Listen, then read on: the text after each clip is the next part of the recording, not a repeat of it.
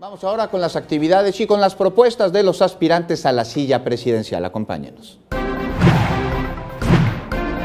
Andrés Manuel López Obrador, candidato presidencial de la coalición Juntos Haremos Historia, estuvo de gira por Uruapan, Michoacán, donde reiteró que de ganar la presidencia, combatirá la delincuencia sin el uso de la violencia. Refirió también que no seguirá con la misma estrategia fallida que ha dejado 230,000 muertos, 36,000 desaparecidos y más de 1 millón de víctimas.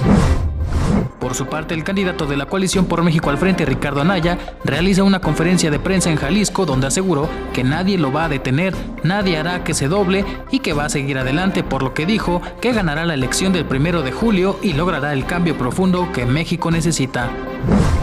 Por su parte, el candidato de la coalición Todos por México, José Antonio Meade, se reunió en la Ciudad de México con integrantes del Consejo Coordinador Empresarial, donde dio a conocer sus estrategias en materia de Estado de Derecho, educación, inclusión, seguridad, libre comercio, transparencia, mejoras regulatorias, impulso a la inversión y combate a la corrupción.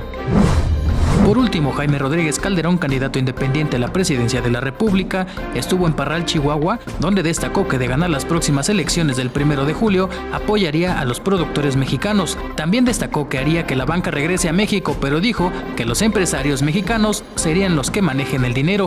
Héctor Mendoza, 21 Noticias.